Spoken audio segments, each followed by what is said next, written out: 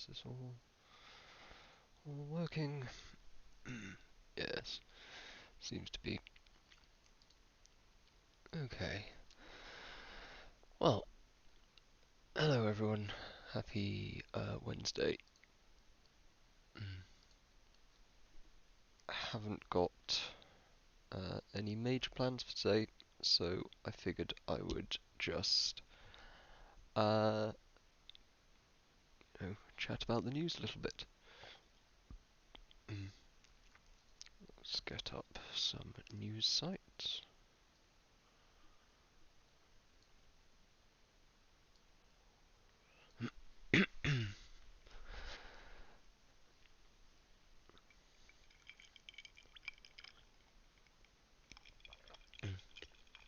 So, very good news on the vaccine front for coronavirus.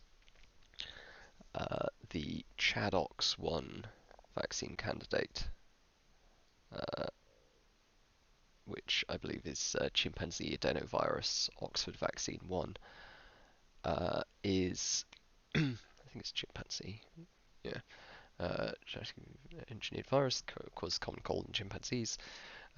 So adenoviruses are this whole class of viruses that are often used in both viral vectors for genetic engineering and for the basis of vaccines. And it's a class of vaccines that the Oxford Vaccine Group at the Churchill Hospital has been part of the University of Oxford, but working at the Churchill Hospital, has been working on for quite some time. And yeah, I believe they had a vaccine trial or early stage vaccine in development for other novel coronaviruses, and fortunately had it ready to go or ready to go into more comprehensive development before the COVID-19 outbreak occurred. So they kind of had a bit of a head start just by getting lucky with well, luck is partially good preparation. So being in the right place and right time with a potentially useful vaccine candidate. So they had to modify it a relatively small amount and were able to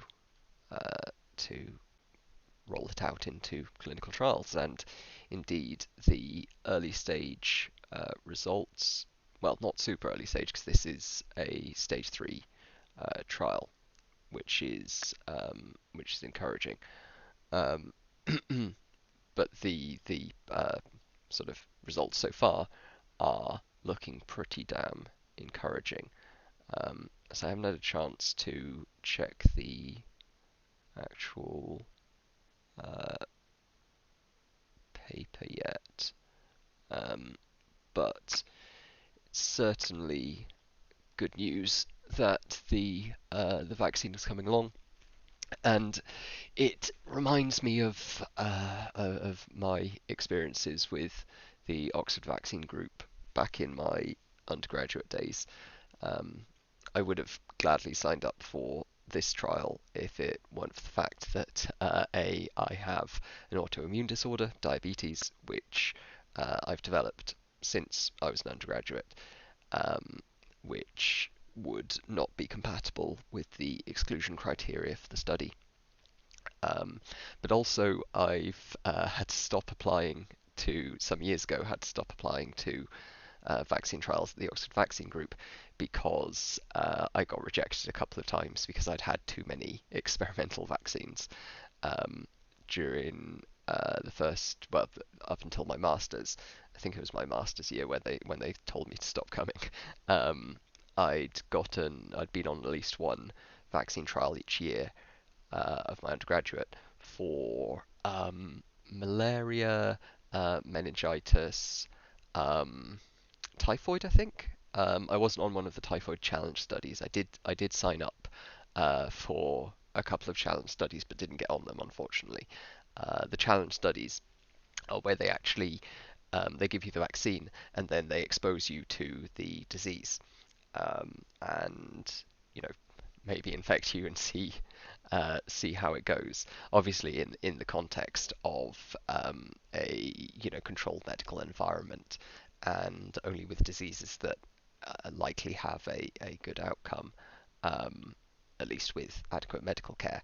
So something like malaria is very rarely fatal if one has, or very rarely damaging long term if one has all the adequate medical care available. The problem is, of course, that most people with malaria don't have access to adequate medical care.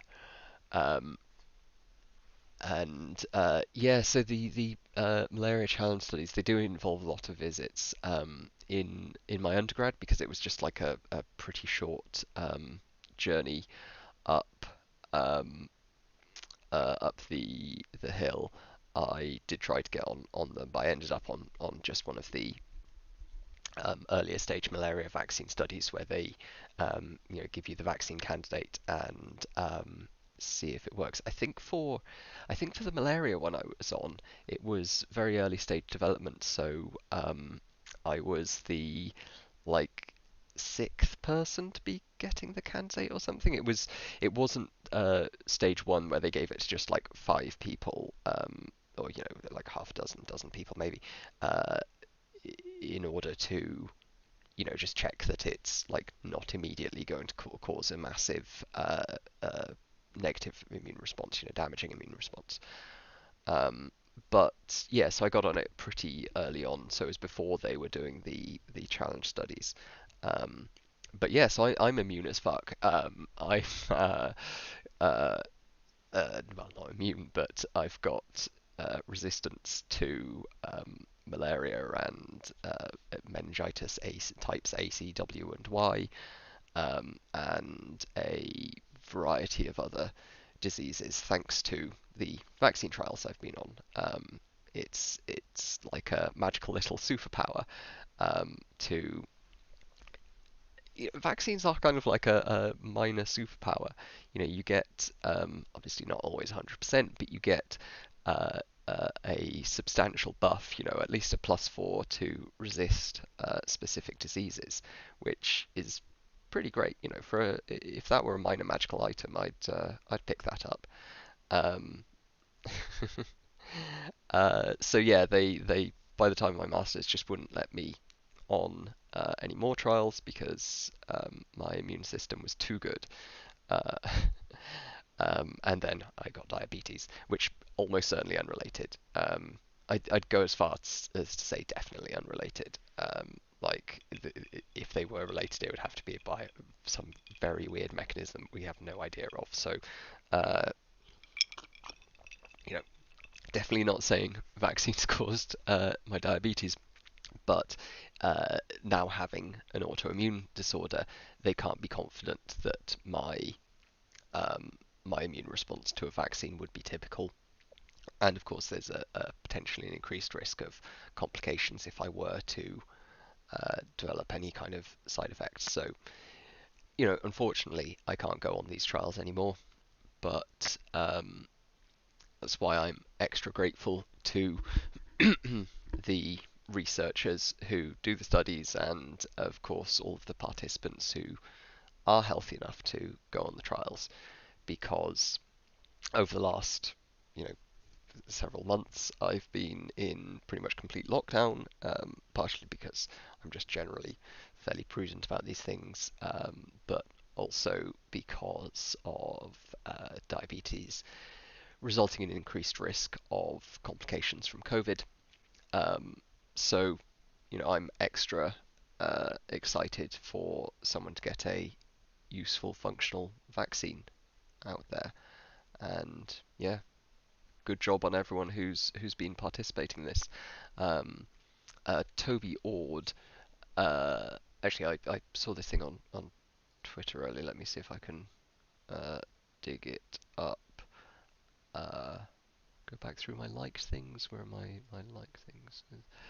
Um, I saw earlier, here we go, BBC article by Richard Fisher, um, about his experiences in the vaccine trial, um, and he went to St George's because it was a multi-centre trial that was also going on at the Churchill Hospital in Oxford, and I've met Sarah Gilbert a few times as part of my participation in these studies. Um, she's very nice and very uh, capable, and that's evidenced by her team pumping out several very valuable vaccines. This is just the latest um, of the excellent projects that they've been working on.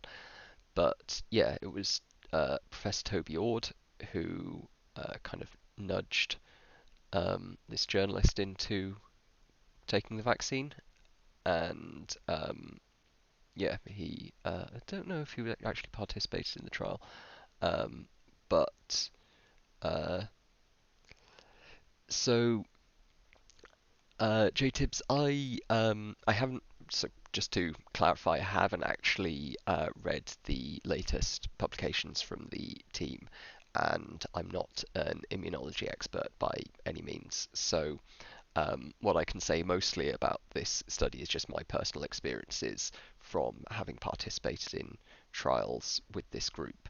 Um, it's still at the stage where we should be cautious. These are uh, based on what I've seen, encouraging early results. And the fact that it is giving an immune response means that it's doing something along the lines of what we want it to. The fact that it is generating antibodies, but that's not a guarantee that it's going to produce um, very solid coverage. So it's a very encouraging step, and if we didn't see an antibody response, now would be the time to stop this trial. Um, so the fact that it is working, and we have good reason to believe that it will work. Similar vaccines have have been very successful. So there's definitely cause for optimism, but even if things go perfectly with ChAdOx1, it's going to take months and months to actually distribute it. And even though it has been in production already, I believe the Bill Gates Foundation and a few other groups have sponsored production of most of the major candidates vaccines, so ChAdOx1 and several others that show promise in treating or in ameliorating the risk of contracting coronavirus. So, hopefully one of these candidates will be successful, and there's good reason to believe that ChAdOx1 has a solid chance of being the first successful one. Um, but it's certainly not a case that we want to like put all our eggs in one basket and get. Um, uh, oh, you're kind of sick right now. I'm sorry to hear that. Um, I hope it's not COVID, though. Of course, if it is, I understand that you're relatively young. Hopefully, it will be all right. But yeah, it's particularly concerning that we're seeing the range of longer term side effects that COVID is causing, and it's a reason why I think that we, especially in the US, but in the UK and other countries as well, we should be very cautious about opening up too early, because if we just focus on like the death statistics, it seems bad but not terrible. Um, but it seems to cause some long-term sequelae that uh, give real reason for concern. So I hope it's not COVID, J-Tibbs, and if it is, I hope you recover. Well, either way, I hope you recover well. But yeah, maybe you just need some sunlight inside of the body. Maybe you just need to shove a UV, black light up your bum, and that'll cure out the COVID. Just freebase a bit of bleach, and you'll be right. Um, but yeah, so it's nice to see a cause for optimism, even though you're absolutely right. We should um, qualify that optimism appropriately. Uh, Even if this specific vaccine trial doesn't go ahead, I think it's worth remembering just how big an achievement this is. Um, they've gone from, and yeah, general optimism, absolutely, and they've gone from having, even though they did have a kind of candidate they can modify fairly early on, we've gone from having no idea of this disease until December 2019 to like less than 8 months later, now having a large clinical trials ongoing to provide a vaccine and address the pandemic. That is a staggeringly fast pace for vaccine development, and it actually demonstrates the particular efficacy of the Oxford Vaccine Group, because one of the whole purposes of their adenovirus-based uh, uh, system is to rapidly develop vaccines for novel diseases that emerge um, all over the world. Uh, yes, unclear crowd. I am using a green screen.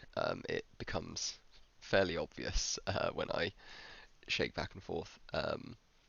And yeah, absolutely agree, Neon Golden, that it's difficult to overstate how big a leap we've made science has made with being able to rapidly develop um, these kind of candidates. Uh, and oh yeah, I have seen SSC is back online. Slate Star Codex.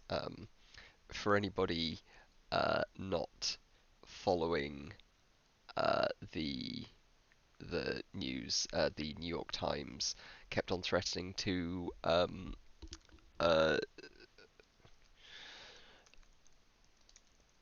to effectively dox Scott Alexander, the author of Slate Star Codex. Oh, the deletion notice is still up. Oh no, okay, yeah, yeah, right. I see. Right, that makes sense. Okay, well that's encouraging, because it's an excellent blog, and even though I certainly don't agree with Scott on everything, he's a very interesting thinker. Um, Powerful radioactive glow. I am emitting some radioactive particles, but then again, we all are, because we all contain, you know, carbon 14 and whatnot in small amounts, and radioactive potassium and so forth. Um, but yeah, it's not the greatest green screen. I do need to. I've got a couple of lights, and I just find it works better than having a like square in the bottom that just shows blank wall behind me. Um, and my couch isn't very well placed for having like an interesting bookshelf or whatnot behind me. Though I certainly would take input from anyone who has suggestions on how to like make my stream more aesthetically pleasing. I am certainly not the greatest when it comes to set design or video production or whatnot. So certainly any feedback, or just feedback on how to sort out the green screen so it looks a bit like shit. Excuse me.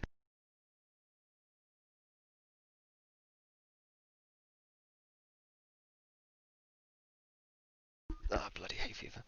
Um, yeah, perhaps I have finished out how to bring the light inside my body and make myself fluoresce. No, actually, I have right here. Um, something that will properly fluoresce, which is um, some uranium glass, which is going to go interestingly on stream with the green screen, and a UV light. So the UV light, oh, that's quite good, isn't it? It doesn't look nearly like that when you point it at your face. That interesting. It must not have a UV filter on the CCOD. But yeah, when I shine it at the uranium glass, it fluoresces, which is rather cool. Um,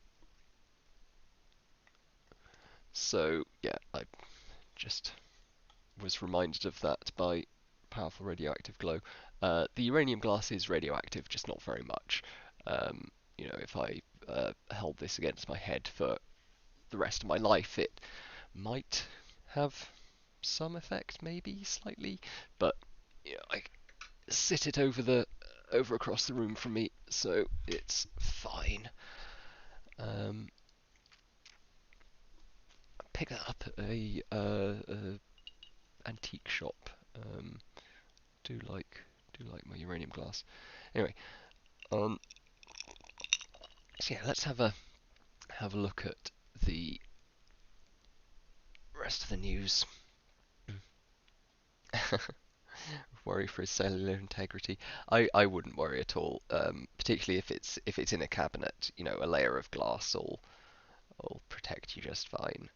And even not, it's got such most of the uranium in there is not meaningfully radioactive. Um, it's fine. If you're working in a plant producing the stuff, you might be concerned, but it's the same as those, the um, tritium watch dials that caused all the cases of cancer back in the like 40s, 50s. Because back in the day, you to get watch dials like glowing in the dark, they used paint with a little bit of I think it was tritium in it. Um, the same stuff in like optical gun sights, light up gun sights, and it was glowed because it was slightly radioactive, which was fine if you just had it in a watch, but the primarily women who would paint on the handle, the dials. Obviously, each dial is very thin, so you've got to get a nice fine brush and paint it on. And as anyone who has painted like Warhammer miniatures or whatnot will know, if you lick the brush to get a nice fine point, it gets it really good and holds the point nicely. So they'd all lick their brushes and get tiny bits of this radioactive paint into their mouths, and caused all kinds of horrible jaw tumours and so forth. Though on the bright side, I think it led to some uh, improvements in employment law. But as is often the case, the dose maketh the poison. Tiny amounts of uranium in glass that's sat you know, far away from you is absolutely fine. You encounter more radiation from, the sun or from passing near granite, which often emits radioactivity. But um, allow it to accumulate in you, or allow radioactive materials to accumulate in you, or spend too much time close to highly radioactive stuff, and it becomes very nasty. It's easy to get too worried about low dose sources, but high dose radiation, very unpleasant.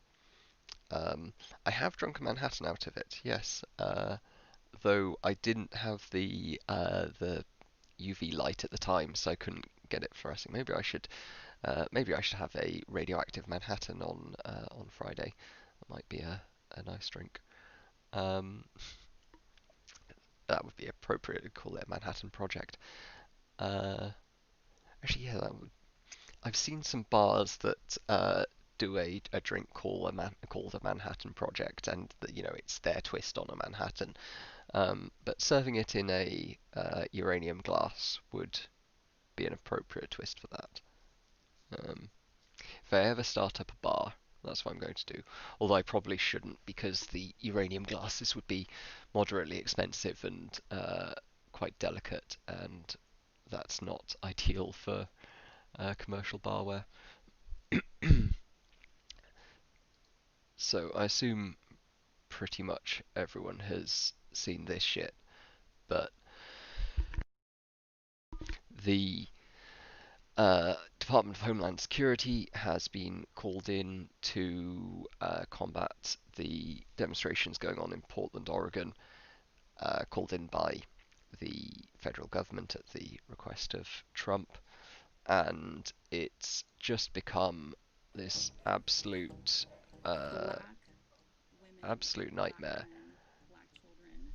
and the kind of nightmare that, like, as a you know teenage, early 20s libertarian, um, I was very much worried about the state, the organs of central government coming down and repressing people on the streets.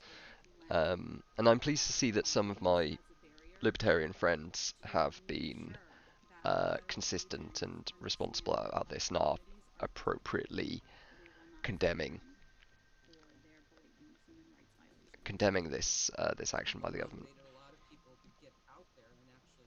But it's depressing how many you know constitutional conservatives and libertarians um, who should be worried about overreach by the federal government have just completely been silent, um, as this has been like ramping up, and as the actual uh, federal agents have been deployed to the streets.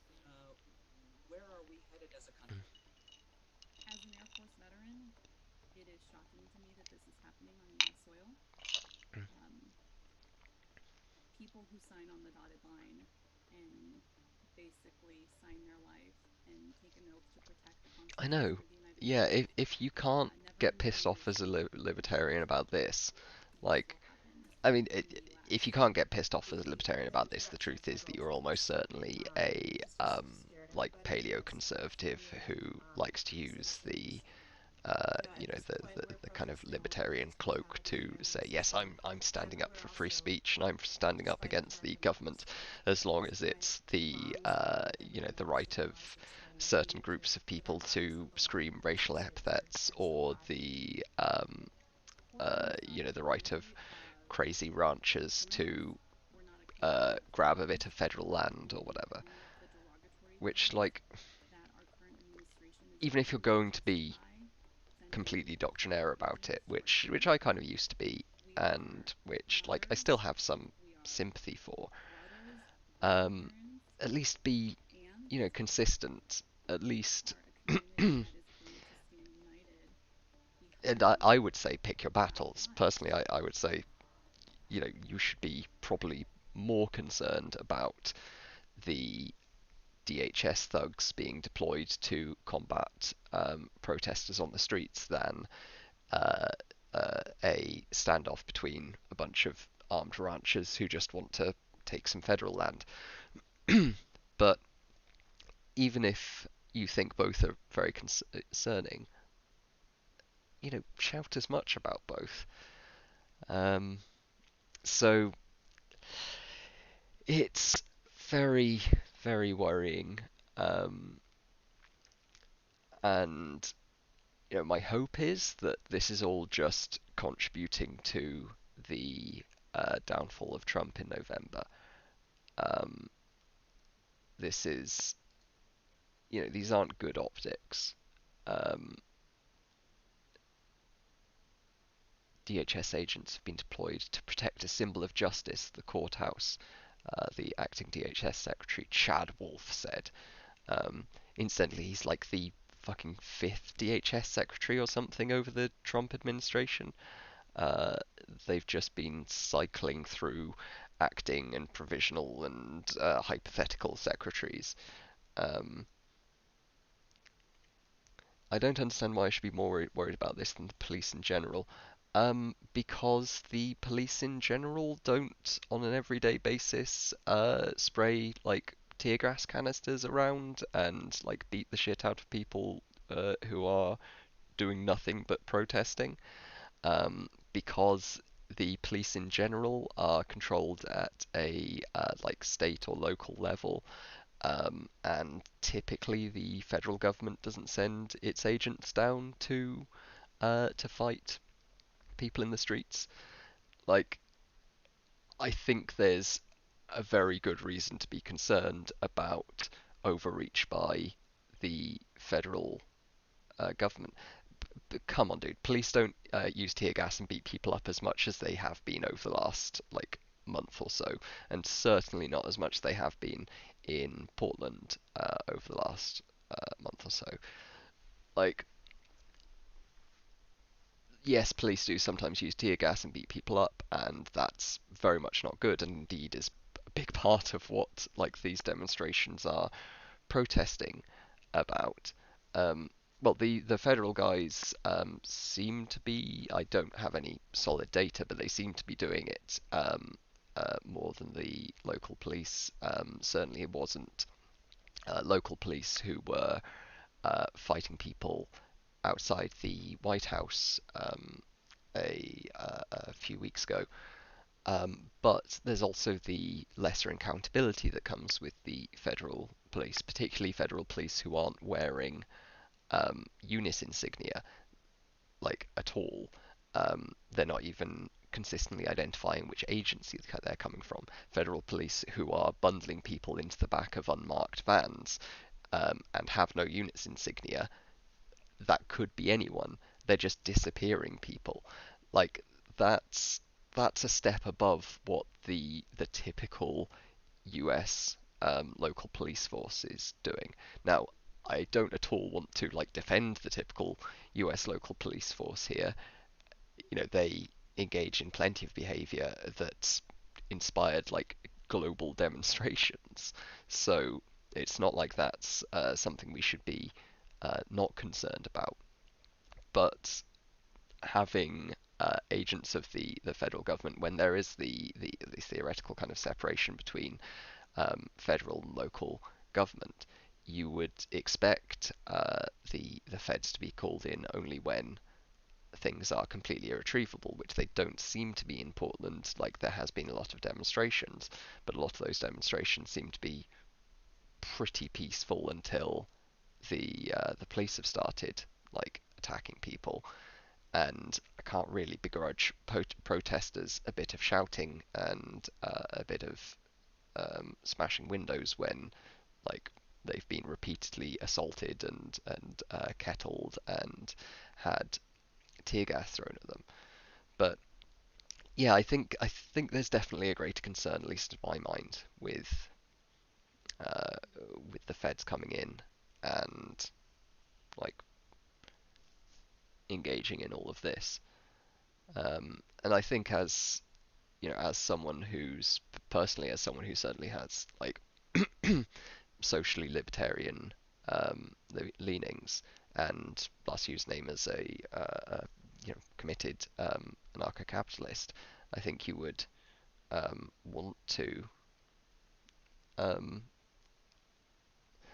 okay, let's look into this because I believe that they've been um, engaging in like pretty consistently running around without identification, though I of course recognise that I haven't um, dived into this in great depth. Uh, so they've been gathering intelligence. Uh,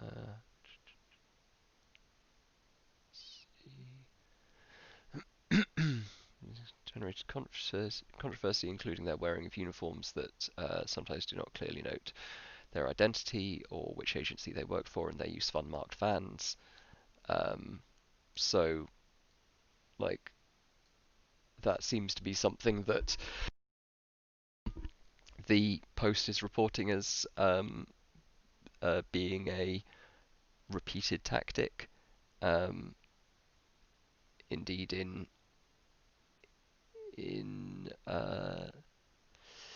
who's this Turley? This chap is saying they use unmarked cars regularly to conduct arrests, which is fairly troubling. I don't think the police should never use unmarked vehicles, but certainly when like rounding up protesters, they should probably be like clearly identifying themselves. Um, Also, of course, you've got this fact that the Customs Border Protection, which obviously isn't like the agency that normally deals with any of this, um, but the DHS officers have been using like federal grade surveillance. Um, Again, there's a pretty clear difference between arresting people where it's made clear to anyone they're with which police station they're going to, um, where like they're given opportunity to communicate with people outside, where like it's unambiguous that it's the police arresting them rather than just some group of guys with a van. Like the police in the US often do that very badly and in ways that we very much should criticize. But I think it's reasonable to draw a distinction between a police car driving up and someone being specifically arrested and read their rights and uh, the officers to identify themselves as agents of a specific organization versus an unmarked vehicle pulling up, a bunch of guys with assault rifles and non-specific tack gear getting out and bundling you in. Um, that's not the same thing, and it's the kind of thing that occurs at the start of the breakdown into authoritarianism. Like, a, one can reasonably say that the government is bad, that we should dismantle the government, or that we should be radically overhauling the police, or any of these like large-scale systemic changes. Um, we can reasonably say that those should be made, while still acknowledging that there's a difference between police forces who act with some degree of oversight and some degree of accountability, even though it's extremely imperfect, versus those that are acting like a uh, paramilitary squad in a third world dictatorship. Um,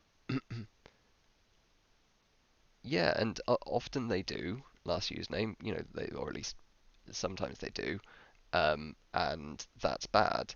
But we can criticize when they do that, and right now it's the federal government doing that, and the federal government has a lot more power than any individual local police force. Indeed, they're the ones who, to some degree, should be providing oversight of uh, the um, the lower level forces.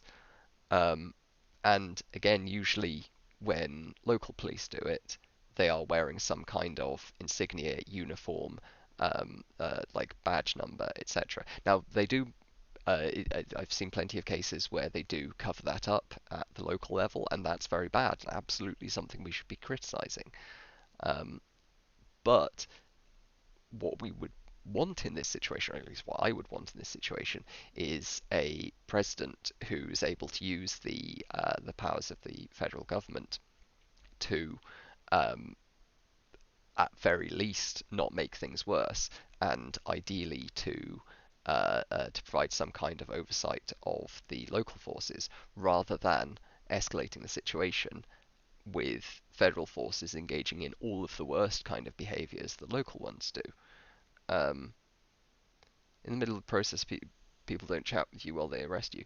Yeah, they don't chat with you, but they do typically. Again, I speak partially from experience in the UK, admittedly, but also from seeing some of the results of what's going on in the US.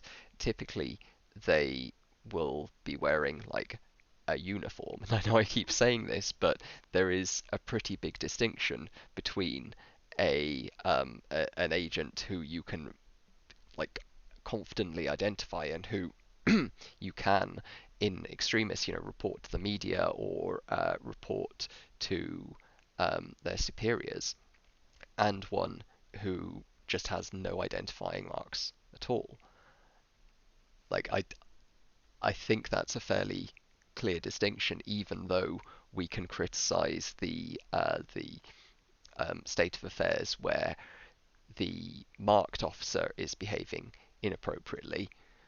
We should try to push for a norm where at the least all officers are clearly marked and are, except in maybe very extreme circumstances, but at least as a default, that all officers are able to be identified unambiguously. Mm. Like, and yeah, I think even if this is, I think you're absolutely right there, Neon Golden. Even if this is like not much of a change from the local forces, it's at least a moment where it's receiving greater prominence. So purely from a like optics perspective, from a sort of signaling perspective, we should seize this moment in order to criticize the police generally for um, I mean, okay, I don't know what videos you've seen, but the Washington Post here is reporting that they're going around without like specific agency insignias and like uniforms and the word police. I've seen a lot of these guys who look like they're playing fucking airsoft or something. They've just got tactical gear on, the kind of stuff that you can like. I can go on Amazon and buy a like you know tactical rail helmet and a you know a what they call fucking utility vest and like a plate carrier. Plate carrier is what I'm thinking of. All of this stuff is pretty cheap and pretty easy to get, and there have been a lot of I say a lot of been at least some uh, extremists running around wearing all of this stuff and getting into trouble. So like just having a Velcro thing saying police, that's not like unit insignia. And again, that's the kind of thing that you see in like developing countries that are having problems with rising authoritarianism. You see like dudes in big tactical gear who maybe they're like a drug cartel, maybe they're paramilitary, like political paramilitaries, maybe they are actual police. Who knows? They don't have like badges. You don't know what agency they're from, and like all I can tell you is what I've read in news outlets. But um, I mean, yeah, that's probably part of it. I would certainly is the issue that uniforms are too easy to fake. I certainly think that it would be nice if there was some more verifiable method of checking whether someone's a police officer. Um, Perhaps some kind of I don't know holographic tag or some kind of uh, I don't fucking know. I'm not an expert, but having a greater ability to identify police unambiguously would be yeah. My mind immediately goes to like sci-fi, maybe a like little hollow projector where it's got a rotating image of a badge or something. That'd be quite cool. But uh, I think yeah, it's absolutely a reasonable concern that it's a bit too easy to pretend to be a cop. Um, but that's why it's reasonable to have laws about impersonating police officers, and why actual police officers should identify themselves as unambiguously as possible. Because even though that's not a perfect defense, it's at least better than having the real, I say law enforcement officers, but the real agents of the state using ambiguous signals that are even more easily copied than an actual badge and a badge number. Because at least with a badge number, you can call up the local police organization and Distribute UV lights so we can shine on our cops for authenticity. Yeah, I like that. Maybe give them a little barcode tattoos that fluoresce or something. No, that's getting way too cyberpunk. Um, but yeah, I think um, so. Yeah, having a badge number means at the least you can call up your local police station or police agency using the publicly available number and say, "Hi, I've got an officer at my or someone who's claiming to be an officer at my door. He says he's PC Jenkins or Officer Jenkins or whatever. Badge number 0451. Is this a legitimate agent of your organisation?" Um, and while that is a bit of a faff, it's at least a way of verifying. Um, so it seems to be like minor issues to me, the kind of things that would worry me: violations of law and procedure, e.g., arresting without probable cause, imprisonment without charges, excessive force. Those things certainly worry me too, and those all seem to be going on like pretty actively. But don't don't you see that changing the norms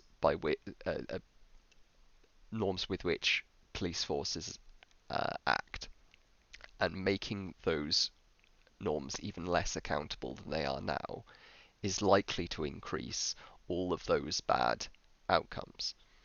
Like, if police officers have not only a sort of de facto institutional protection uh, of their responsibility of their culpability from their actions, but also have a greater official um, uh, method of avoiding any culpability, then that makes all of those things more likely to happen. Like, part of the reason why those things seem to happen a lot in the US, as per my understanding, is that qualified immunity and a general culture of police protecting one another makes it very difficult to, though there are laws regarding, you know, probable cause and imprisoning, providing a charge for imprisonment, etc. Um, the remedy for dealing with any of those when a cop does break those laws is mediocre.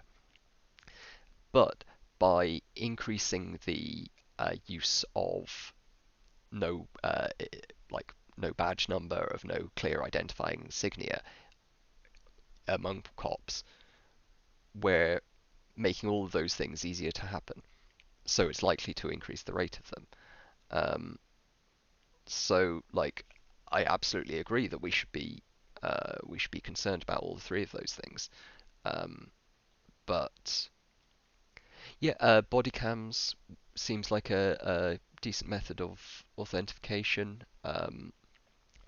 Though my impression is that body cams like are useful for providing the evidence with which to like, at least from a more general point of view beyond the authentication, they're useful for providing the evidence with which to like convict cops, but without the institutional changes as well, those convictions never happen, and it doesn't actually impact abuse that much.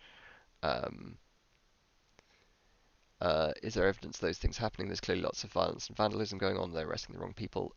Yeah, like my impression is that they're getting pretty active with arresting and assaulting the wrong people. I mean, that I um, have seen a lot of non-profits engaging in like bail relief people who, at least they allege, haven't engaged in meaningful violence.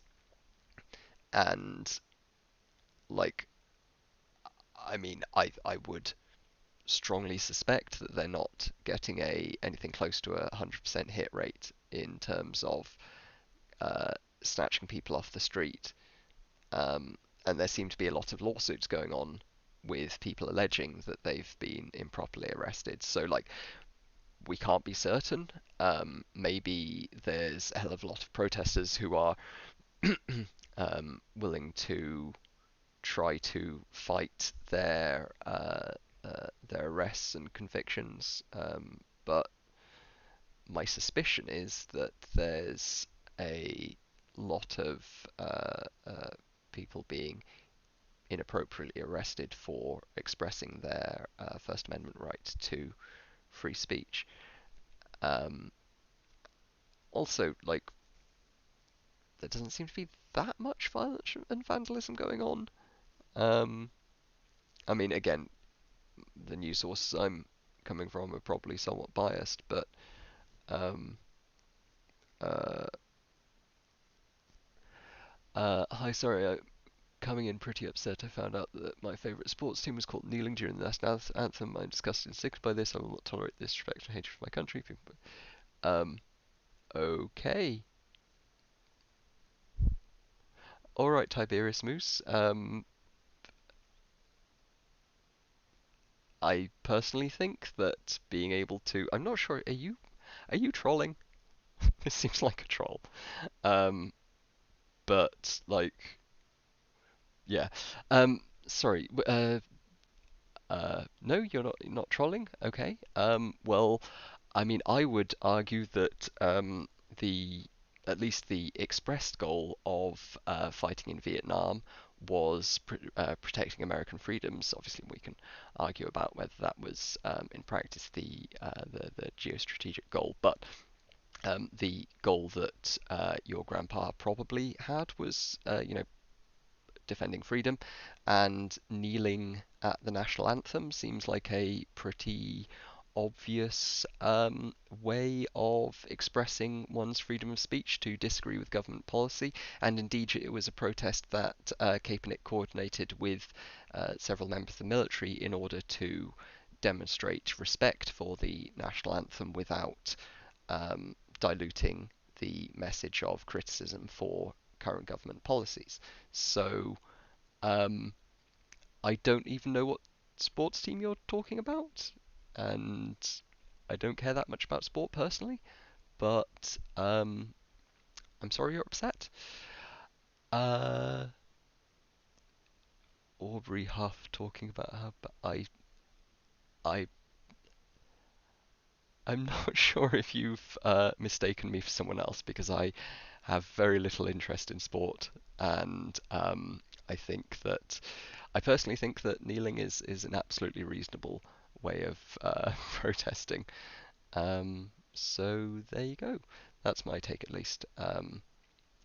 Also, I'm not sure what relevance Vietnam has. Um, but I'm doing it during. I also super don't care about national anthems. Like I think that if one is going to um, uh, I don't care enough about this person, Aubrey Huff, to open that on stream. Um, Sorry, we're talking about cops and protests. Protester is reported being taken, put in a cell, etc. Let's have a check of this. Um, so yeah, we've got a local report here of unmarked vehicles being used to uh, detain people who weren't near federal property, and uh, the demonstrators claim, at least, that they were targeted by federal officers for simply wearing black clothing in the area of demonstration. And as someone who wears a lot of black clothing, this this speaks to me personally. Um, uh,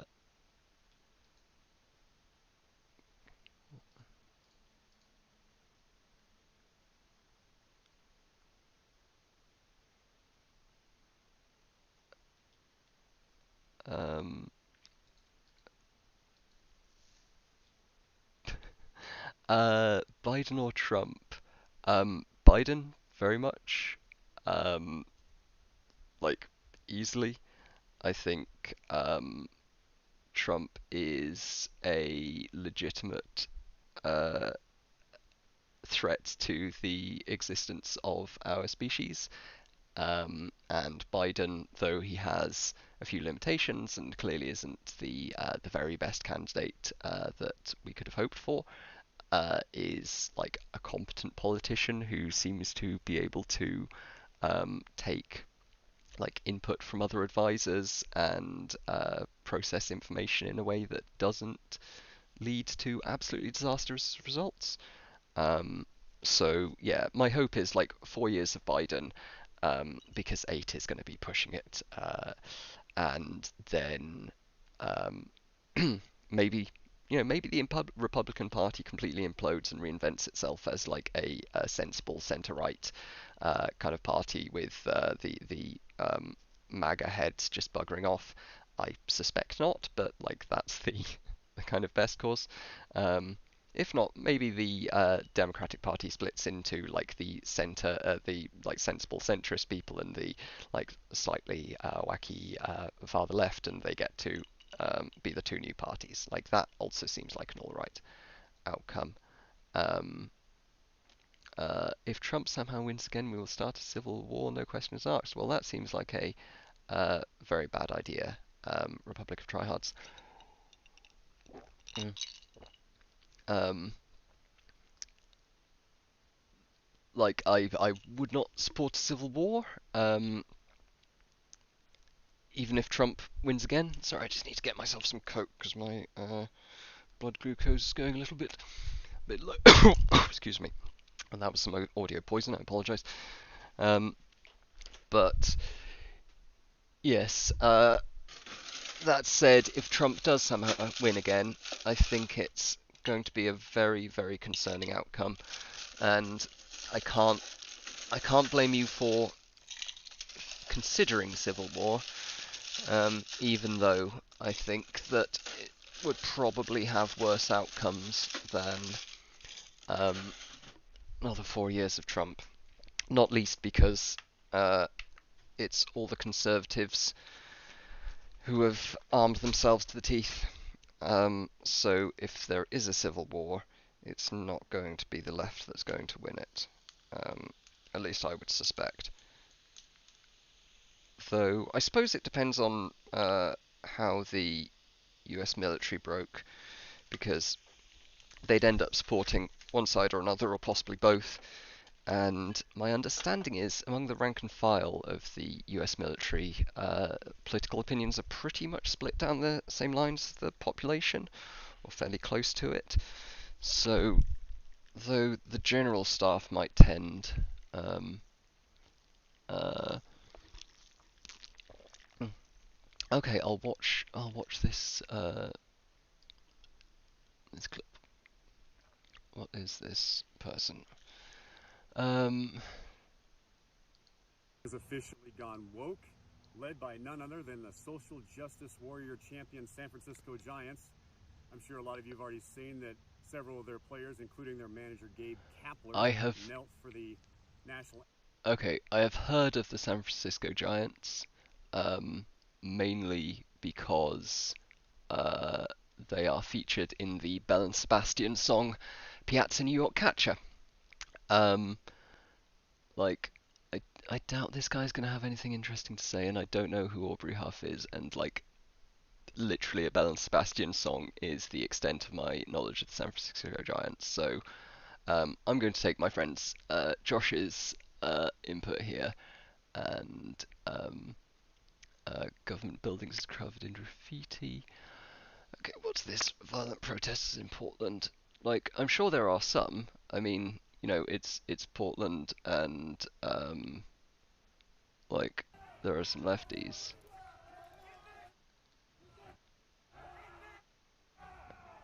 But like, okay, so there's a bit of graffiti, which like it's not about sports, but it is about someone complaining about social justice when I like. Why do I care about this person's opinion? What?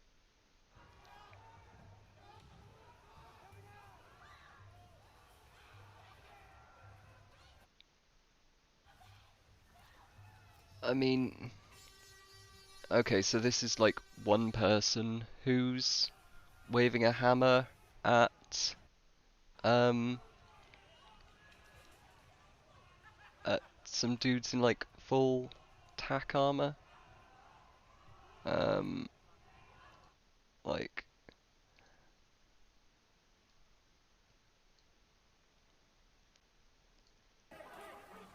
yeah, I mean, there's certainly some shit going down in Portland, no doubt. Oh wait, is that?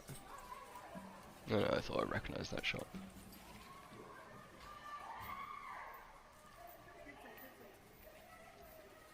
Yeah, I mean, like, no doubt there's some bad shit, but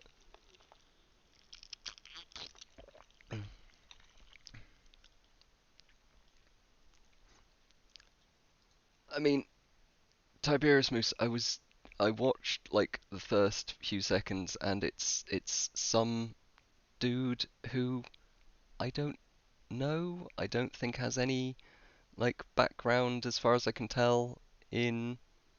Okay, so what's this person's Aubrey whatever? What's his expertise in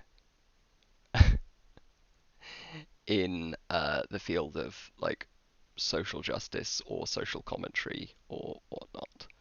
Because I tend to privilege the voices of people who know what they're talking about on on this stream. At least try to. Um,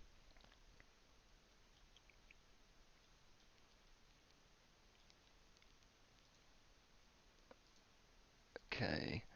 How many people are being arrested? We sure it's not just a few people swinging hammers and such. I can't say I'm super confident, but like if they're swinging a hammer and being run down by a platoon of heavily militarized dudes, like I have a hard time feeling bad for the heavy militarized dudes who like have all of the weapons in the world.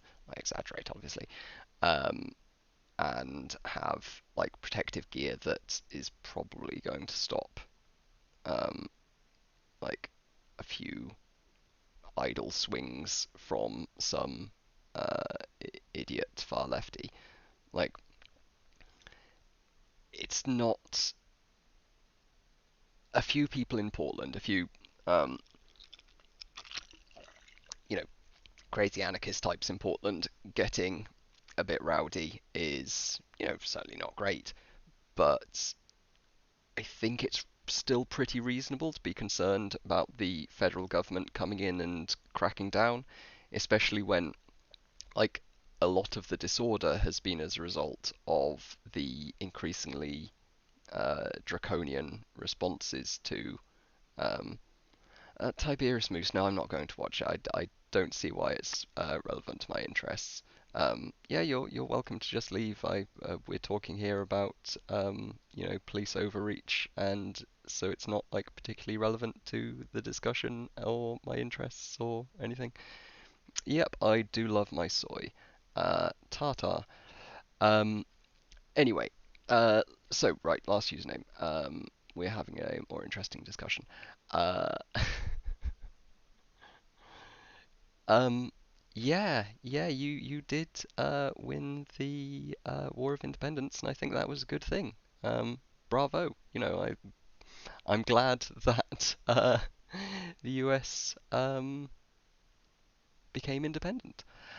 Uh, I mean, I don't have a right to be speaking on American politics. I believe that the First Amendment of the US Constitution gives me a right to speak on whatever I like.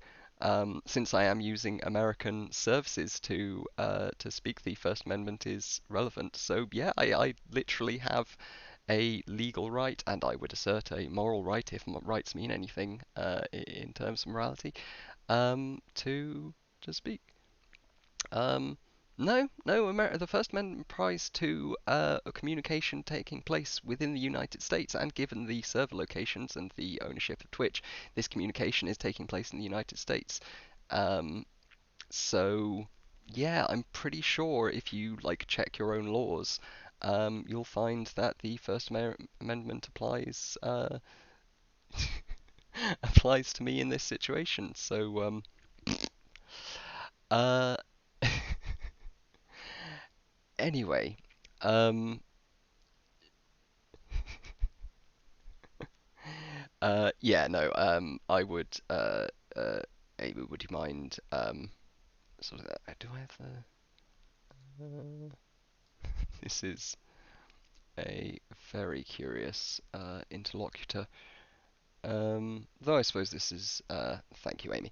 Um, this is a sign that my stream is growing, perhaps, so, encouraging. Um, Also, thank you all for appropriate responses. Sorry, last username we were having a yeah, no, thank you. I appreciate that. Um, my cat's going a bit hyper. What's up? Um, yes, we were having a more interesting conversation. Let me just scroll back up. So you were saying I'm not feeling bad for them. I'm saying it's not a significant overreach of authority. Um, yeah, fun, but also not. Okay, she's very interested in something under, excuse me, my TV screen. I hope there isn't like a mouse or something under there. She does occasionally bring in mice, and sorry, I'm just going to briefly check in case she has brought in an injured mouse or something and I haven't noticed. Um, Back in a second. Oh, are you? What are you up to? No, I can't see anything. Anyway, right. Sorry for that. So yeah. Um,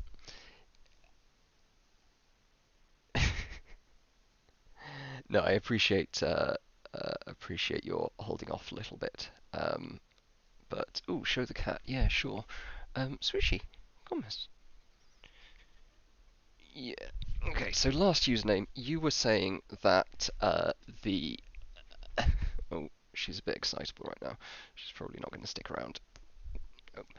Oh. You were saying that it gives less reason to be concerned because it's a not a significant overreach of authority. And she is a lovely cat. Uh, Although right now she is very excitable, so maybe later on she'll calm down a bit.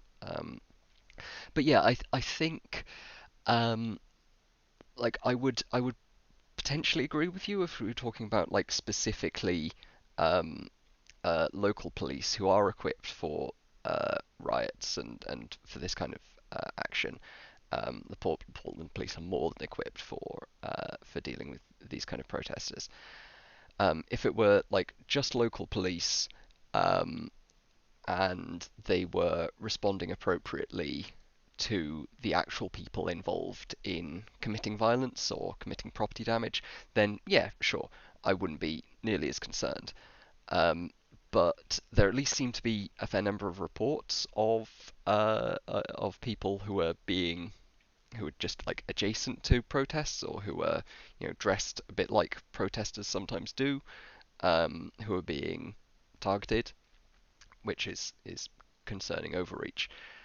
And uh, the involvement of federal agencies who don't normally have any responsibility for this. We're not even talking about like the National Guard or someone who are typically your like go-to kind of state level force for dealing with like extreme um, widespread lawlessness. It's not even like they're deploying the National Guard. They're going to Customs and Border Patrol.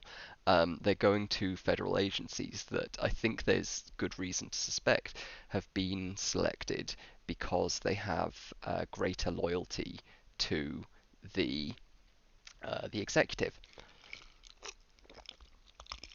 Sorry, to keep my blood sugar up.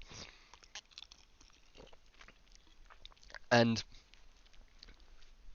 it's beginning to look like I say, the kind of behaviour that emerging authoritarians use during the collapse of democracies in countries like Venezuela, Brazil, um, Hungary, like we see gradually increasing levels of crackdown on political protesters, political agitators who, yeah, sure, might be engaging in a bit of violence, might be causing some damage, which is absolutely something as a civil society we shouldn't accept, widespread violence.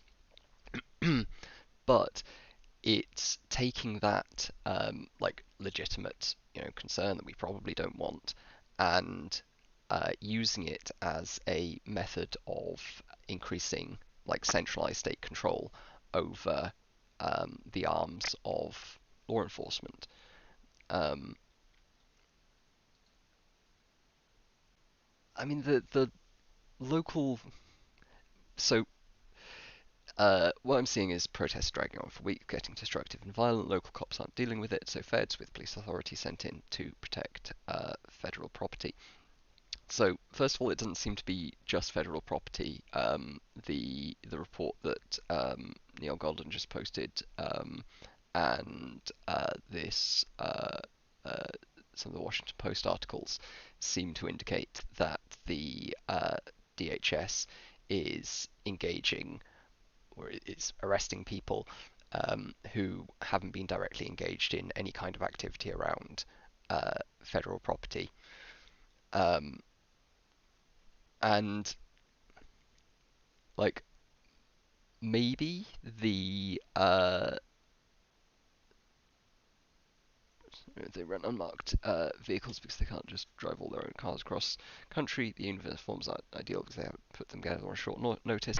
Um, these seem like I'm honestly surprised to be hearing these kind of sort of excuses from an ANCAP. Like, um, yes, these would be reasonable explanations if we were talking about a random company or uh, many organizations, but we're talking about a law enforcement organization that should be held to higher standards or abolished.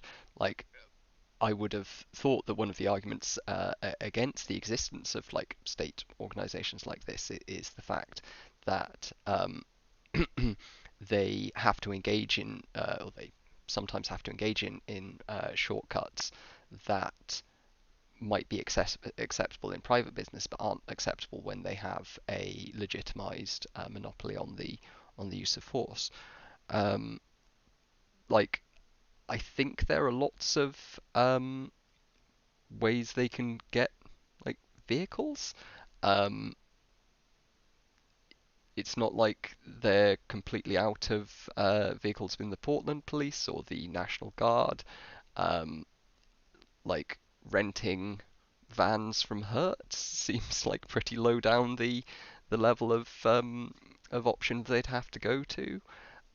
Similarly on the uniforms, like yeah, maybe it's a bit more difficult to put them together on short notice, but they could still make the effort to just like put on a little Velcro badge. Um, like all of these officers presumably already have badges. Um, so like maybe these explanations have a component or like contribute towards it, but yeah, I'm I would much rather see, and admittedly I'm not a resident of Portland, though I do know a couple and they seem to share this general perspective, but I would rather see uh, the protests drag on and a bit more property damage get done, and the shop owners mostly get like covered for that because they're insured and so forth, and everyone's insurance premiums go up a little bit, and that's not ideal, but it's not the end of the world. um, I'd rather see that than see federal overreach, particularly from the current president, who's demonstrated himself to I mean explicitly think he's above the law and to engage in the kind of authoritarian behavior that speaks to the kind of collapse of democracy. Um, what's this geek with glasses? Right. I'll happily put up your videos, geek with glasses, because I know you're not going to be a crazy asshole coming in with some weird shit about kneeling at protests. Let's see. Trump delivers remarks. Oh, what's Bill Barr got to say?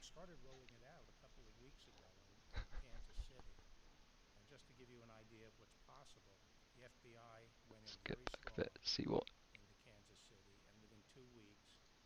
Okay, we'll go to the. To look at it from any standpoint, the effort to shut down policing in their own communities has led to a shocking explosion of Oh yeah. shootings, killings, murders, and heinous crimes of violence. This bloodshed must end. Is This that right? bloodshed will end. Today I'm announcing a surge of federal law enforcement into American communities plagued by violent crime. We'll work every single day to restore public safety, protect our nation's children, and bring violent perpetrators to justice. We've been doing it, and So, you've been seeing. last username. I'm very sympathetic to the to not wanting to like over oversell things. I think it's something that you're absolutely right. A lot of anarchists do both on the like left and right anarchists. I see plenty of like anarcho-capitalists, going any tax is an absolute slavery and all this sort of thing. Which like yeah okay you can kind of make an argument in that direction, but it's not good signaling and it just turns people off. You see people on the left sort of going, any kind of company doing anything is like evil corporate greed and gonna yeah, let's not go over the top. Absolutely, I think that's a reasonable concern.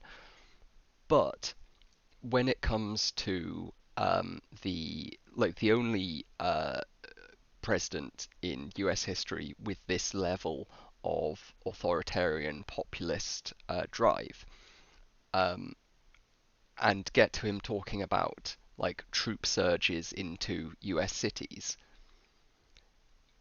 I think that's a reason to have the alarm bells start ringing. I don't want to say that this is like a takeover or a coup. This isn't the last stand of democracy. It's not a case of like we're inevitably hurtling towards totalitarianism.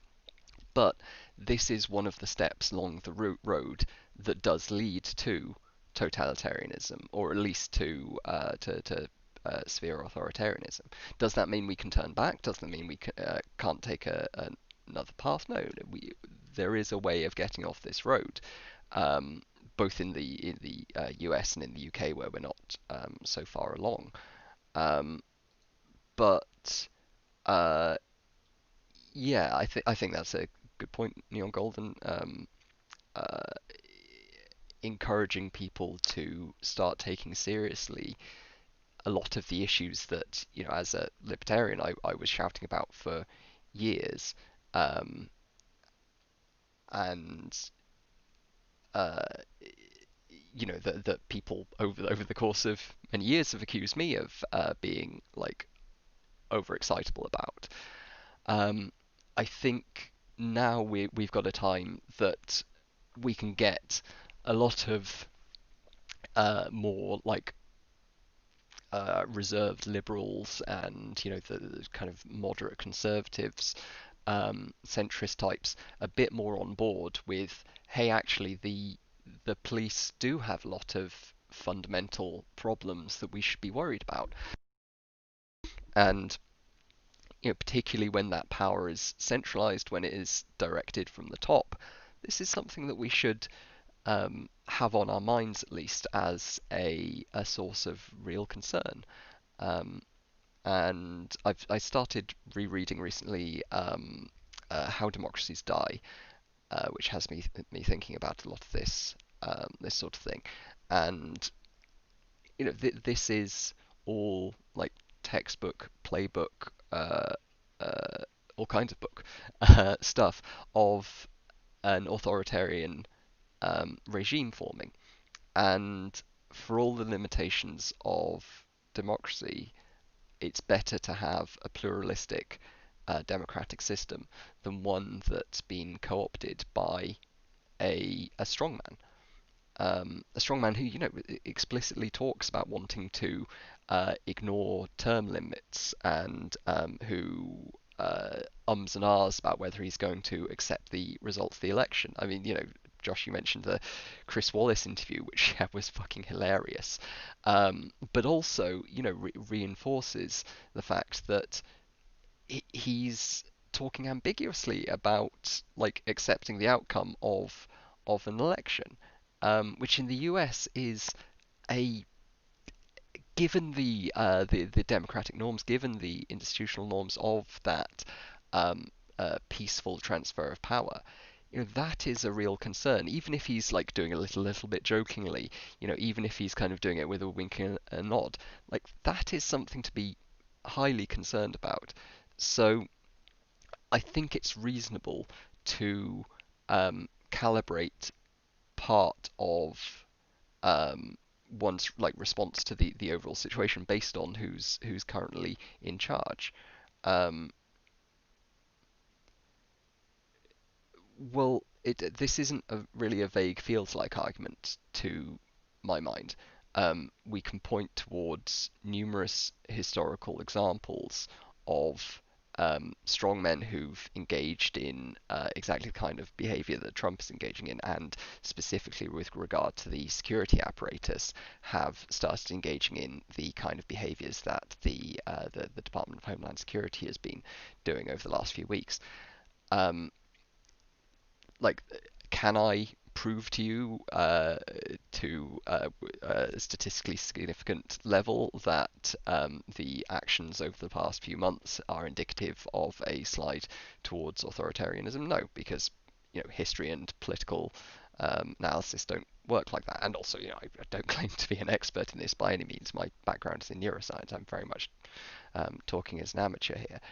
Uh, but I don't think it's a feels like argument in the same way as saying that the current protests are leading up to a bloody revolution. There's none of the indicators of a revolution occurring. There hasn't been the kind of depth of political instability. There haven't been attacks by the general populace on like institutional organs beyond like burning a police station. It's not like there've been storming of government federal government buildings. There hasn't been um, like the same kind of fracturing of. Hmm, I'm making claims here I'm not super confident about actually. I would need to look more into the history of um, violent revolutions to say that there's like that I can confidently say that there's not going to be or confidently say that it doesn't look like there's going to be a violent revolution in the same way as I can say with some level of confidence, admittedly not that much, that the US is sliding into authoritarianism in a meaningful way. Um, but yeah,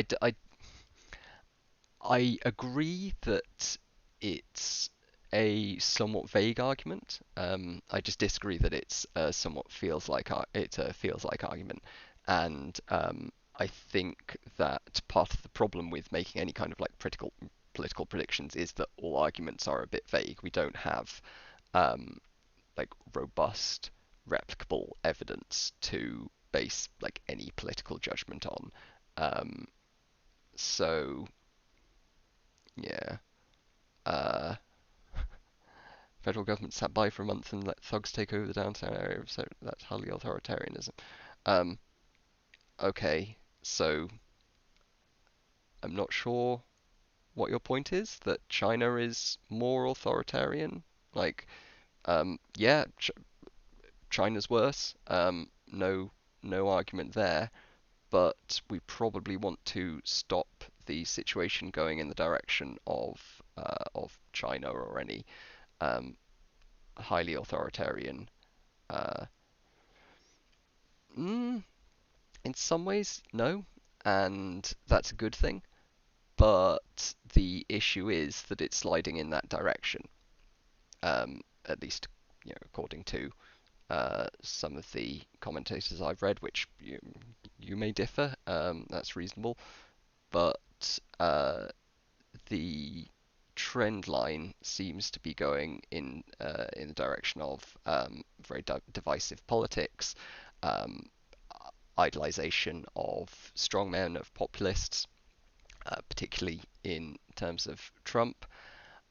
The base of the Republican Party has certainly been more accepting of authoritarian, like populist politics, of things like mass detentions of people at the border, of deporting large amounts of people, of supporting restrictions on free speech, of lambasting the press, of all of these things that are signs of the rise of an authoritarian regime, that are the kind of precursors that have occurred throughout the 20th century as precursors. Okay, Trump's not supported free speech restrictions. I mean, you're wrong. He's explicitly supported, he's explicitly opposed the protests involving kneeling at the national anthem. The He has massively increased. Can you ban end neo-Marxism, please, Amy? He has repeatedly supported increased libel restrictions, which are pretty solid restriction on free speech. He has supported prior restraint of several books being published about his administration, which is like flies fairly directly in the established doctrines of free speech laid down by the Supreme Court. So, I mean, I don't know. Chat is being very strange tonight. Uh, but like I say, it hopefully is an indicator that maybe the stream's getting a little bit more popular. Though hopefully it doesn't quite go this strangely. So how am I incorrect, Wagner? Um, because my understanding is that prior restraint is uh, uh, pretty strongly enshrined as a no-no, except in the most like extreme circumstances, as protected by the First Amendment. Um, okay, well, I mean, in that case, I guess we have a very different definition of what political free speech is. Personally, I think that First Amendment protected political free speech includes the right to write books about a presidential administration and to criticize that president. If you don't think that is political free speech, then okay, I guess we have very different definitions. But assuming we're using my definition, then I think it's pretty unambiguous that Trump has. Right, but he's. Huh? No, when. So I'm not sure if you just misunderstood what I've been saying. So Trump has started lawsuits to several lawsuits to stop the publication of books, to legally block the publication of books that have criticized his administration. So it's not a case of them criticizing him and he criticizes them back. It's him using the apparatus of government as the commander in chief to stop the publication of things criticizing him. So, like, I don't know what definition of free speech you're using, but this is. Yeah, okay, so, I mean, what? my original point is that Trump has no, free speech has. I mean,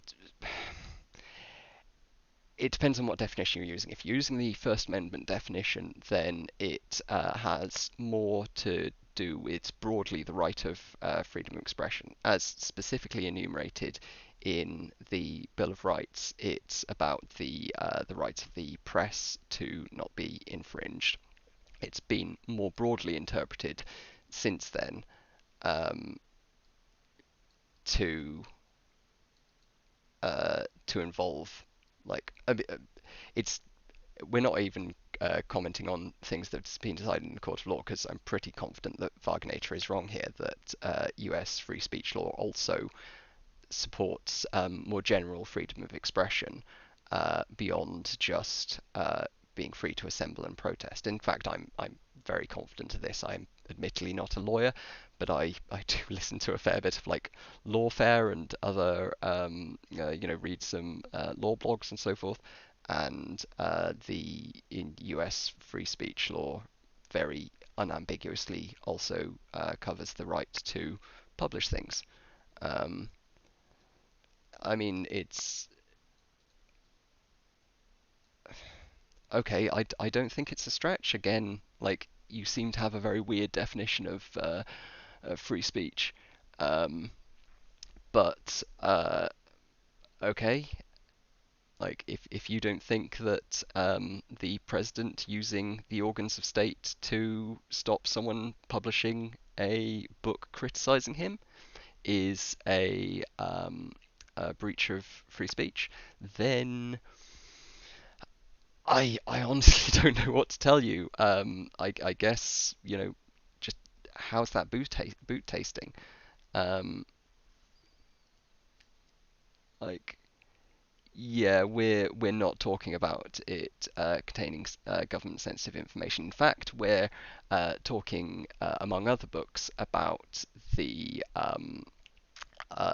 fuck what's his name John Bolton book in which it was cleared that he had permission to publish it.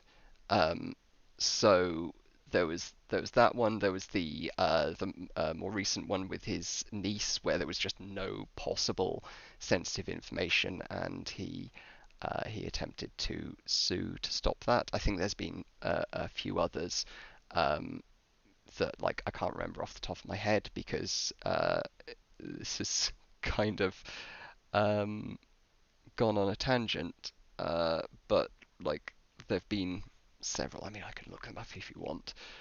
Let's see.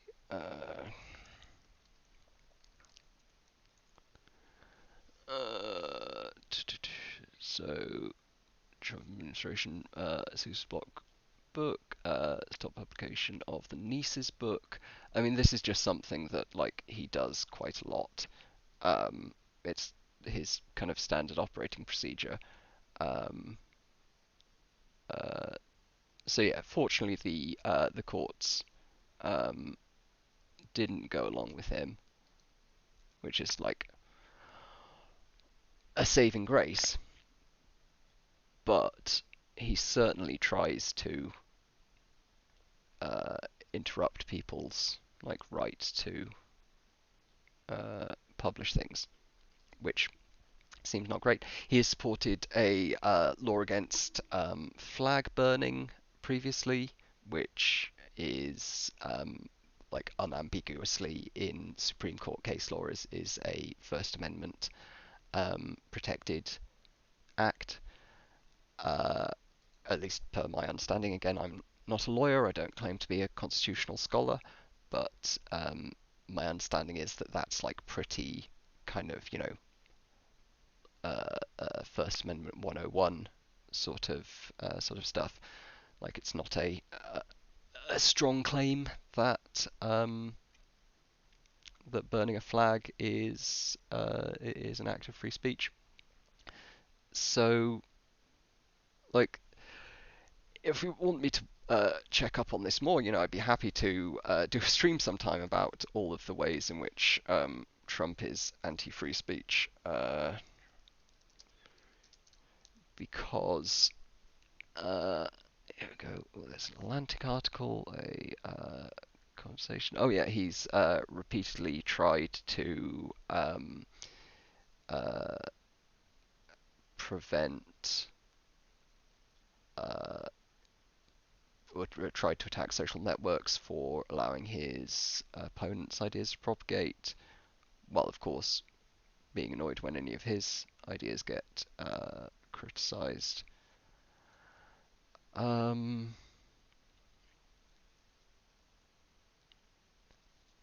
Trump fought against being slandered by political opponents against flag burning. He fought against being slandered by political opponents. It's great when you get to like phrase your opinions in a way that completely reverses the meaning. Um, so like slander or libel is certainly a like legal concept that one can apply. And personally, I think that there are certain circumstances where one should be able to protect one's reputation through legal action. But that is a restriction on free speech, and it's one that I think we should accept in very limited circumstances. But Trump's attempts to use the courts to attack his political opponents haven't been well, yeah, they are to some degree in necessarily in opposition. Every law that restricts what you can say um, is oh, there we go, thank you. Um, yeah, any law that restricts you can and what you can say is, at least in the broadest sense of free speech, is a restriction on free speech. Not being able to um, shout fire in a burning theatre is fire in a crowded but not burning theatre is a restriction on free speech. Now, I mean, there are reasons why that example isn't great because the fuck was it Oliver Wendell Holmes? Um, Whichever Supreme Court justice made that argument was talking about the distribution of anarchists like pamphlets that under current interpretations would definitely be protected First Amendment issue. But anyway, that's not super relevant.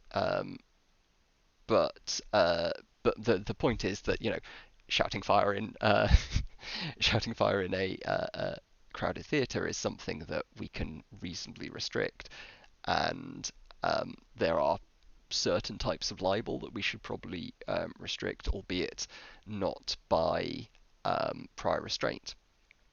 Uh, we should uh, allow civil penalties for libel slander, but not except in perhaps the most extreme of circumstances, which wasn't even close to what Trump was trying to do. We shouldn't prevent that publication ex ante. And like this is again pretty well established in US law by my understanding that this doctrine of prior restraint, which is the specifically saying you cannot publish this thing before it's been published. That is almost never accepted, and generally only for the most like extreme national security issues. If someone wanted to publish like the exact location of key U.S. military assets in the field in real time, they'd probably be able to get a court injunction to stop them publishing that, which seems not too unreasonable. Um, but if we're talking about you know publishing a book criticizing the president, even if it has privileged information in, is not something that, according to most US like legal norms, should be done. The president might be able to, or the National Security Administration might be able to, like, sorry, the national security like institutions might be able to claim back the profits from the book afterwards. That's not unreasonable if it has relied on privileged information. And a harmed party might be able to sue after the fact to restore reputational damage. But stopping someone publishing it beforehand, which is exactly what Trump was asking for, because he doesn't give a shit about freedom of speech, is not like fighting against being slandered by political opponents, or not merely fighting against being slandered by political opponents. It's absolutely an attempt to silence critics. Idea behind First Amendment is that controversial speech is protected, as in government cannot say that certain opinions of religion are illegal. Attempting to make a libel suit or being vocal against flag burning does not. I mean, you're just straight up wrong. You clearly don't know anything about the U.S. legal system, and it's kind of embarrassing that I assume you're a U.S. citizen, because if so, you should really learn more about your own legal system. Like, I don't know what else to say. Flag burning is unambiguously protected by the First Amendment, according to like the entire body of US case law. And while maybe at some point in the future that'll change, I don't think it should. And certainly one would need to make a pretty strong argument for why it should change.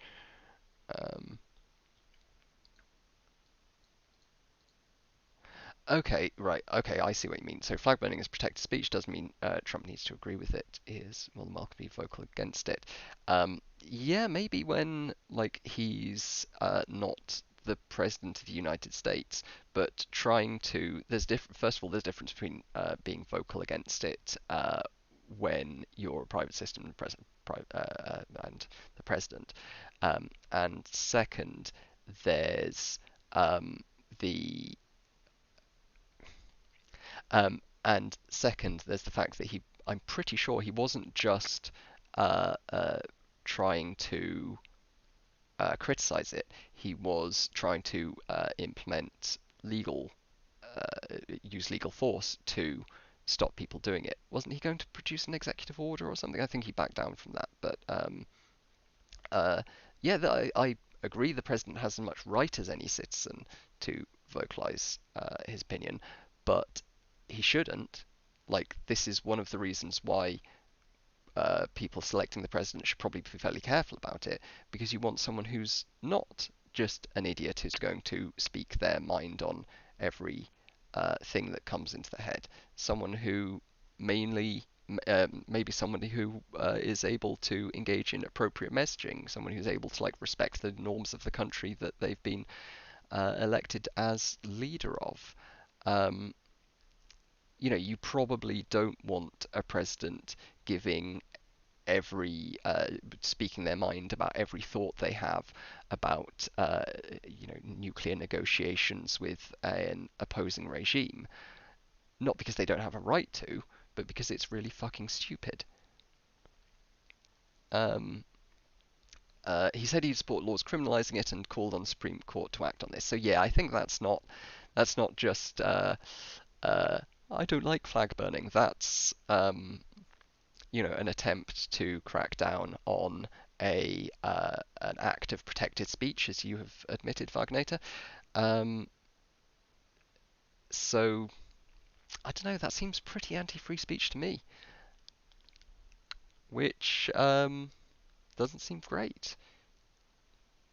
Uh, and I would venture to propose gives a reasonable basis to call Trump someone with at least some authoritarian leanings. And given that he has, you know, actual fascist Stephen Miller writing half of his speeches, like, can we get rid of end dual supremacy? Thank you. Yes. Um,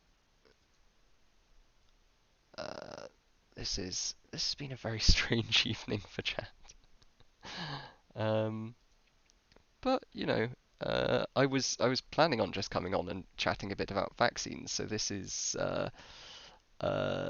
this has been a more exciting evening than uh, what's the most positive thing that's come from socialist state? It depends on how we're defining socialism. if we're yeah, thank you, Neon Golden. If we're including like sort of social democratic Nordic states, then quite a few things. If we're talking about like proper socialist, yeah, not a lot. I mean, we're including ones that call themselves socialist.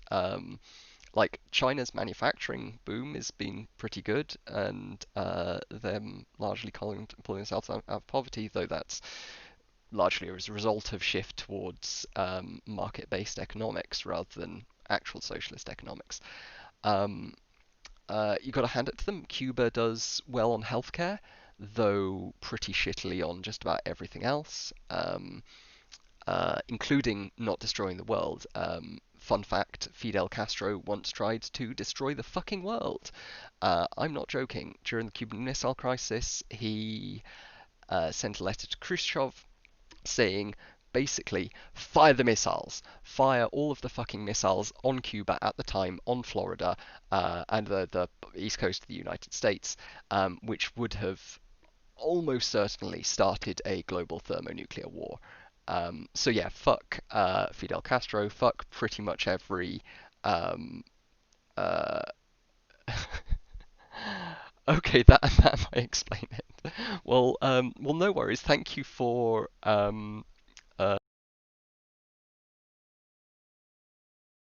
sorry, headphones. Um, Thank you for coming and watching. I appreciate that you've had some good input. And honestly, Varganator, you've been engaging, whether you came from a QAnon stream or not. I do appreciate a spirited discussion. Just those the end Jewish supremacy bullshit people can fuck right off. I have no truck with that. Um, but yeah, no, I'm not a socialist at all. Um, uh, I yeah, it must be the All Black. Fair enough. Um, yeah, I'm kind of I guess like social liberal, social libertarian sort of thing. Like I think that yeah, no, my fiance is a bit more, although you're more like social democrat really. But lefty by my standards. But yeah, I think that a welfare state is probably a good thing. And like uh, no, social democrats aren't just commies in denial. In fact, the communists during the Weimar Republic um, fucking hated the social democrats. They called them social fascists, and basically like not quite teamed up with the Nazi Party, but essentially destroyed all hope of meaningful opposition to the Nazi Party because the communists thought that the social democrats were fascists, social fascists. So like no, social democrats aren't just commies in denial. Not least because I know some actual commies, and I have interacted with at least some like proper Marxist Leninists. Um, and no, well, yeah, Wagner proper commies do tend to think that everyone else are fascists. The the distinction I think is that most people who get called commies in like common political discourse aren't really communists. Um, uh, though it is worrying that there's been a kind of maybe it's probably just on Twitter. Hopefully, it's just on Twitter. But there's been a rise of the like actual communist, Marxist-Leninist role-playing types who I hope it's just a bunch of edgy teens. Yeah, tankies, fucking tankies. I have no patience for tankies. They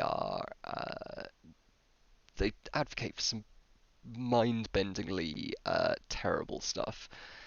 Um, Also, just like ignoring basic history. Okay, so I got into an argument on Twitter the other day with I responded to something I think Dario who you should all should watch. Dario, am I able to do a shout out? I don't know, but used to be Scuff Dario. I can't remember what his current username is, but he's an anarchist, but a cool anarchist. And there are plenty of cool anarchists, but he said something along the lines of, even though Nazis are fucking terrible, we should leave some path for like redemption, for changing their views and becoming reasonable political actors again. And I said, yeah, absolutely. If there's anything that the 20th century, and particularly that people like Hannah Arendt and Stanley Milgram taught us, it's that there's the kind of banality of evil in all people. Anyone, maybe not anyone, but most people have the capacity for doing some truly awful things if put in the right or wrong circumstances.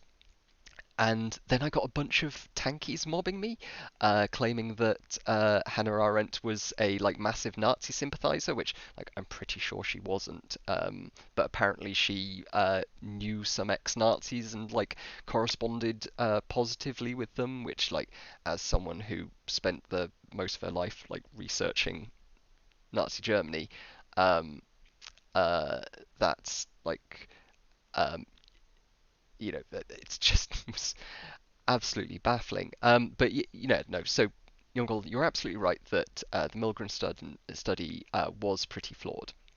And but I got these tankies explaining this to me, neuro-explaining it to me, because I'm a neuroscientist and, as Jon Golden, a clinical psychologist, not clinical psychology researcher.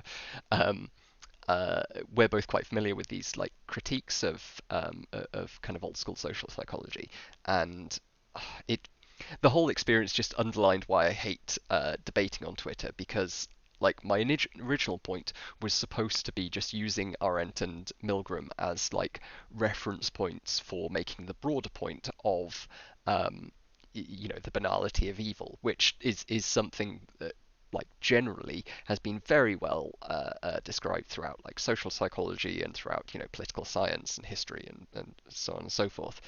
But I ended up in this argument with some tankies about how Milgram was a CIA plant apparently, and all of the fucking insane completely ahistorical views. Uh, but yeah, Wagner, we can certainly agree on that. If if you are right, still you'll get some people just uh, attacking you nonetheless. But yeah, no, Milgram was just as I say, standard flawed research. He might have consulted for the CIA at some point. There was the CIA did a lot of psych research around the time when Milgram was active, and I wouldn't be at all surprised if he had a conversation with someone at the CIA. But there's this weird the kind of conspiracist paranoia that a lot of tankies seem to exhibit, which involves anyone who doesn't agree with you has to be somehow corrupted by the Nazis or the CIA or the Bilderbergs or whoever. And yeah, it's I mean, yeah, it absolutely does. A lot of the far partisan ideology has more to do with aesthetics, with in groups, with wanting to be part of a thing. But yeah, as I was about to say, Neil Golden gets that absolutely right. A lot of, politics is ultimately the way that we interact with each other. Politics is just interactions that have social behavior that happens on a larger scale, and as such, it's dominated by the same kind of social forces that dominate, any interaction between people, and often ends up fulfilling a lot of the same kind of needs that people have. Especially, I don't want to get into psychoanalyzing people too much, but especially people who haven't been able to find a like social home, a strong friend group or a community to be happy in. Uh, Finding a group that's willing to accept you as long as you spout certain lines of ideology, as long as you like read a bit of theory and are um, not even have to like read that much, but as long as you're kind of staying on message, they'll be friends with you. That's a very uh, compelling idea, compelling prospect for a lot of people, and it's something that a lot of extremist political groups use very explicitly and deliberately in order to recruit, like cults and like many extremist religious groups. um, Providing a sense of community is something that's very valuable to a lot of people, and they're willing to make a lot of sacrifices sometimes in terms of uh, respectability or comfort or whatever in order to fit in. Obviously, that's not to say that it's all just in-group signaling and that all tankies are purely friendless and want to be loved or whatever. Um, that's obviously way too reductionist. Um, but uh, but yeah, I think it does have a lot to do with that, and I think there seems to be.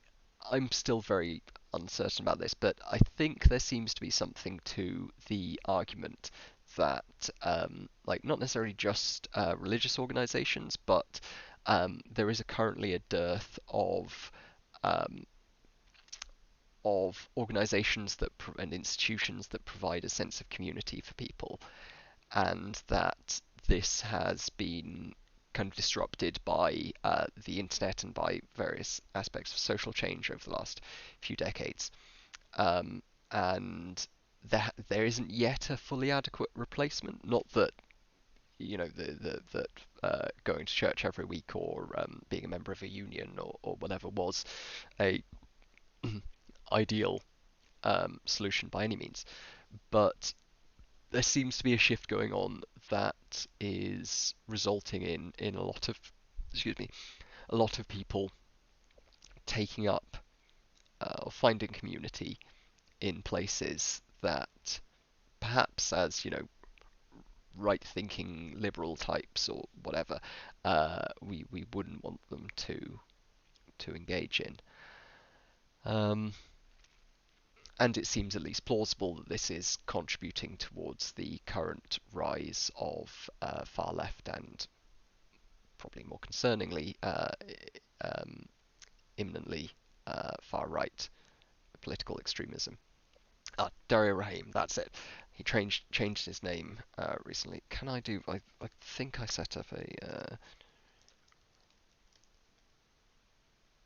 Oh, did that give a shout out? No, I don't have that thing set up. Well, you can check it out on Twitch, but he's I mentioned him in passing, but I do very much encourage you to view his stuff.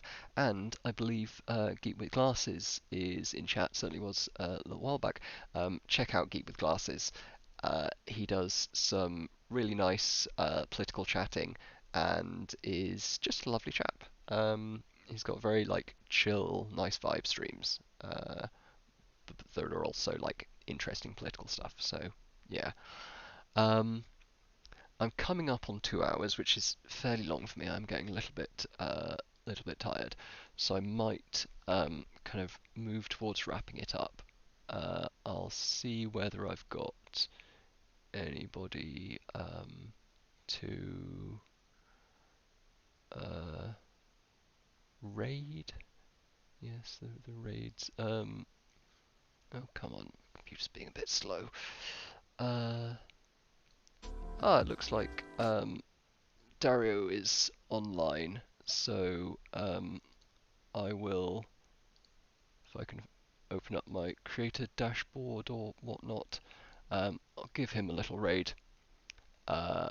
Yes, Dario is streaming. Um, And yeah, because I have oh yeah, new people. I usually chat about like science, ethics, technology, that kind of thing. I'm a neuroscientist, so that's my kind of background. And I do a little bit of stuff like neuroethics and cybersecurity and whatnot. But yeah, I once a week I try to have someone interesting on to chat. Um, Usually someone who's either at graduate study or beyond in an interesting topic. We've previously had several people from the Future of Humanity Institute in Oxford discussing far future issues. And last week I had an artist friend of mine on to chat about her like science inspired art. That's very cool. And yeah, so please do drop me a follow or whatnot if you like my shit, and I will pass over to Dario.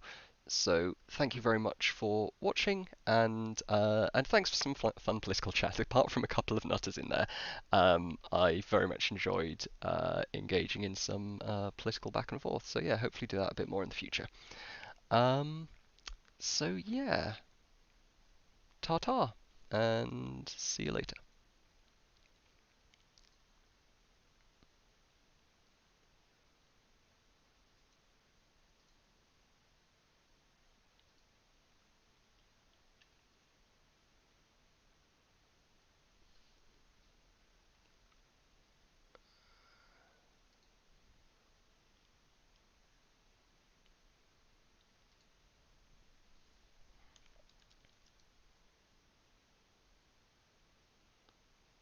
If I don't have like Yeah. anything going on, if I just feel like it's like if it's just like a normal day, I feel like I can always just like go to sleep at like the same schedule and I'm good. Sleep pressure. Yeah, keeps but if you like awake. Yeah.